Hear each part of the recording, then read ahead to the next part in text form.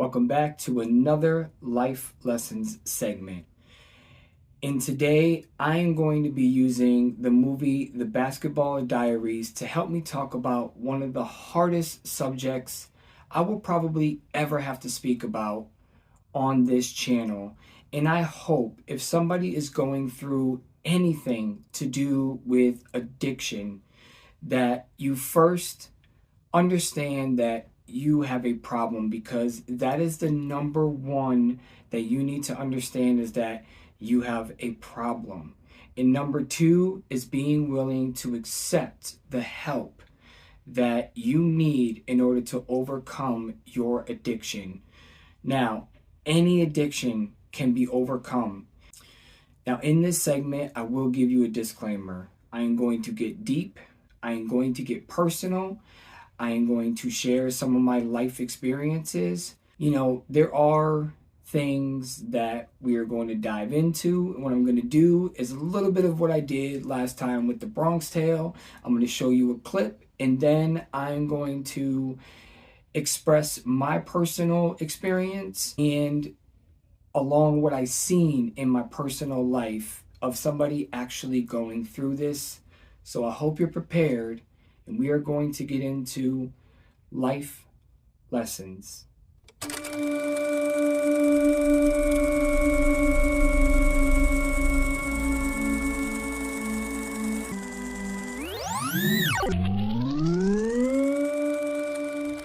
Now, before you sit here and say, what does Nick know about addictions?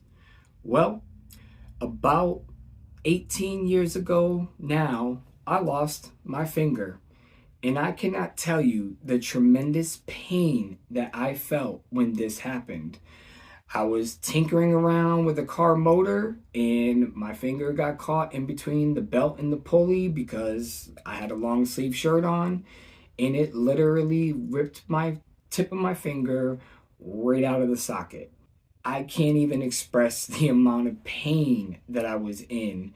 And when I got to the hospital, they literally had to put nerve blockers. And I mean, the needle was like this long. I underwent many surgeries to get it down to this stub that I have now. And thanks to my lovely wife, I'm not ashamed of my hand anymore. I used to, after everything was said and done and healed, I used to conceal my hand. I used to hide it. I used to not want anybody to see it because I was so embarrassed and I was so ashamed. It was something that I couldn't control, and maybe I wouldn't have lost it if I wasn't tinkering with my car. But things happen, and they happen for a reason. If it wasn't for my wife, I wouldn't have the confidence that I have today to even show you on camera. So during that whole struggle, I was popping Vicodin like you wouldn't believe, because they were prescribed to me. My first prescription for a month was 60 pills in a month that I had to take twice a day for pain. And I did it more than twice a day. I got to a point where I wasn't even in pain no more. I used to pretend that I was in pain because I just wanted to feel that high. I didn't want to feel anything. When I got high, it just took me out of reality. It took me out of my world. But at the end of the day, once I started realizing that I was working to go and pay for these pills in the streets, because my doctor stopped prescribing them to me because he soon figured out that I wasn't really in pain anymore and I just needed it, he just totally cut me off. And it happens so often. And that's how easily it happens.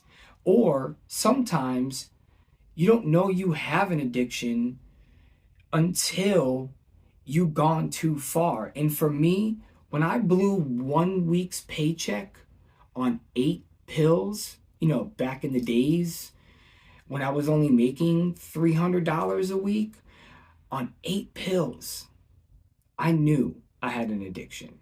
And I knew I had to do something about it. And I helped myself because I realized that I had an addiction. So I had to change that. And then there was a point in my life where me and my roommate, I lived with a buddy of mine, and we bought a 30 pack every single day.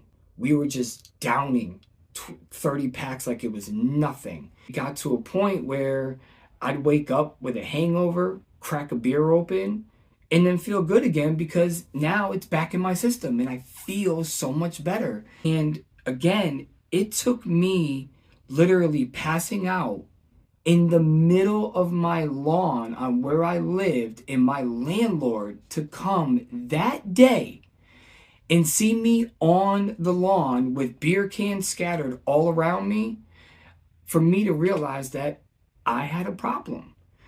So what the point that I'm trying to get at is you have to first identify the fact that you have a problem. Oh yeah, I got evicted, by the way, because I was causing too much and I let alcohol. I let alcohol get in the way of paying my rent. So before I go any further into my own personal life, we are going to get into our first clip. I've seen you play ball, Jim.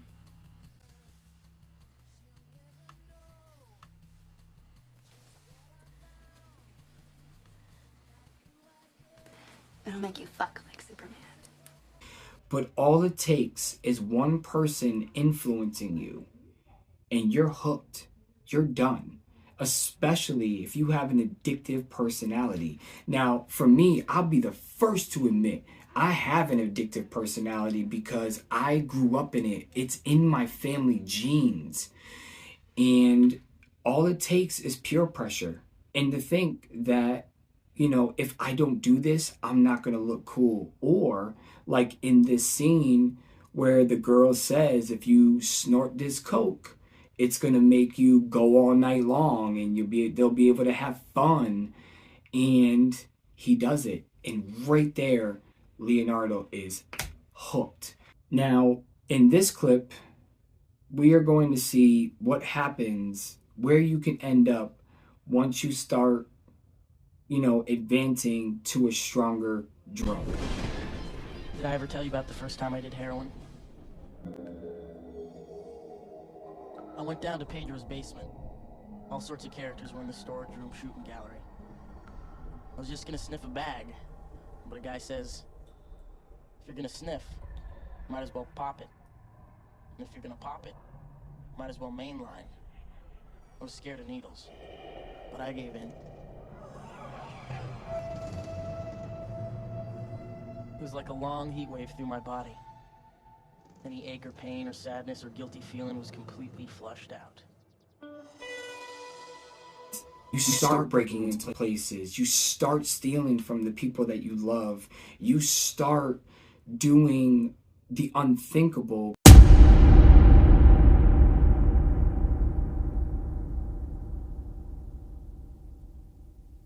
Before you started doing all this, that you wouldn't never do this, or you look down on people that have an addiction that don't know it yet. Maybe they don't know it yet, and maybe they do. And some people, they don't want help. One of my best friends I knew for 15 years, I had to let him go because I tried to help him. I put him in rehab one time. He got out, he was clean, he was sober, and then he went right back to popping pills. And I mean, when I say popping pills, I mean this guy was taking 80 milligrams like it was nothing, and then would be able to function totally. And down the line, he started stealing from his sisters, he started stealing from his family. And one day I just didn't hear from him. I mean, there were times where he would call me at 2 a.m. and begging me to give him a ride to go and get pills. And I just was like, I can't do that for you. I love you too much. And all he would do is get pissed off. And that's what happens. When you're an addict, you get so pissed off when you think, somebody that will do something for you doesn't do it.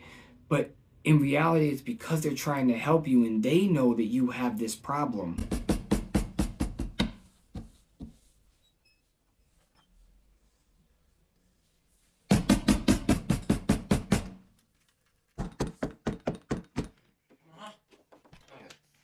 Ma? Are you in there, Ma? Ma, is that you? Yeah. Ma? Ma? Are you there? Yeah. Hi.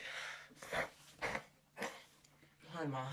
Listen, I need you to help me out, all right? You know, it just becomes this evil demon that's in your head that says this person doesn't want to help you because they don't care about you.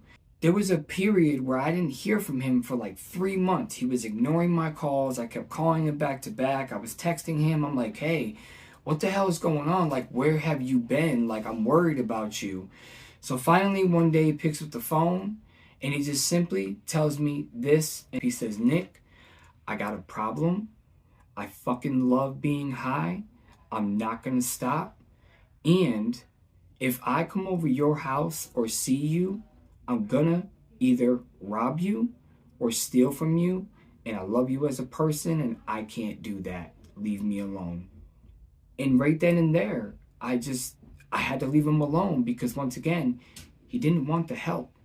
And if you don't want the help, you're not going to be able to help that person. So sometimes you just have to learn to let go. Now, in this scene that we're going to get into is very, very, very emotional. And it's a very strong performance from Leonardo DiCaprio because I seen this go on firsthand with my grandmother. I watched her go through heroin withdrawals when I was 7 or 8 years old. And it was so traumatic that I just blocked it out. It's amazing what your brain will put away in order for you to just continue on with life. His portrayal of what a heroin addict looks like going through withdrawals is just incredible. I mean, everything from the foaming out of the mouth, the drooling, the cold sweats, the shivering. I mean, just everything. I can literally visual it right now as I'm talking into this microphone about how crazy it was seeing that. And it was just one of the hardest things that I had to witness. You know, my grandmother was also married to my grandfather, who was an alcoholic, and you know that got the best of him too. He passed away. I have a buddy, you know, or had a buddy back home that at the age of 24, I knew him for 13 years of my life. We grew up in our teenage years together. He died because of liver failure. He drank so much, and at 24 years old, he died. So there's just so many different things. Now, can you get help? Can you reverse something like this?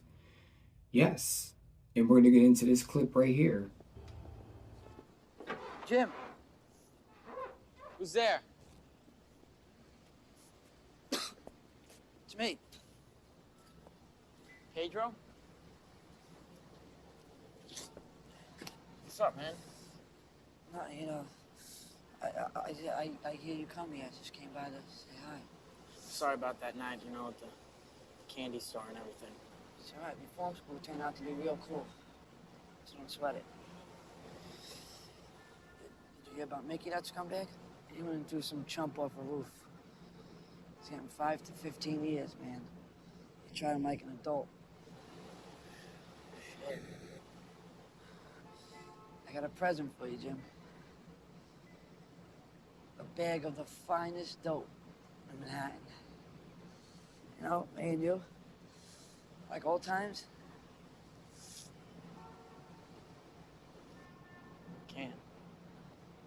Can you overcome addiction? Absolutely. It is not easy. It's not an easy road. Like I said, I still have an addiction. I still smoke cigarettes on and off. You know, I'll quit for months on end and then I'll just pick up a pack. It's an addiction. If I get super stressed out, that's what I do. And it's crazy, you know, and I know that's why I never really got deep into, you know, too hard of stuff like heroin or cocaine or, you know, yeah, I got into alcohol a little bit and, you know, I did my fair share of popping pills, but I just knew with my addictive personality, I couldn't keep doing it because I would be in a gutter somewhere, or just not be myself. Like I said, this is a really hard and crazy video to even want to put on my channel, but if you know somebody that needs help, please do your best effort to get them help. I don't want to see anybody end up like my old friend. And the last time I seen him, I before I moved out of Massachusetts, I saw him on a street corner, and he had a sign that said homeless, need money, and he looked so bad. I mean, he was nodding off, and I just turned away. When that light turned green, I just drove off, and I broke into tears. I'm not gonna lie. It hurt me because that at one time was one of my best friends, and you don't truly know how you feel about somebody until you either lose them or lose them to substance abuse or alcohol or any of that. So honestly, if you need help or you can't talk to anybody, feel free to go on Instagram and DM me. I am at Nick of Movie AV Impulse. I will leave the link down below, and I'm a trapdoor. If I'm talking to you in the chats, I'm not going to discuss your business, but if you need help, please reach out. Now, I know this life lessons was a weird one. I hope you stuck with me until the end. Don't let it be the best of you, because the best of you is behind all of that substance abuse. It won't always be this depressing, but I just wanted to touch on a subject that I know a lot of people won't dare to do because it's not going to be popular. And I don't care about being popular. I care about people that need the help to get the help. So please, once again, if you see this video, share it. And if you need the help, DM me. I'm always there. I'm always on Instagram. I don't want to see anybody fail or die or worse. Do things that are unspeakable to get what you need. Anyways, I will see you on Wednesday for another Top 5.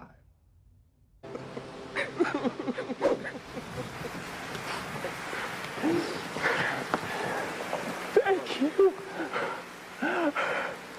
You love me.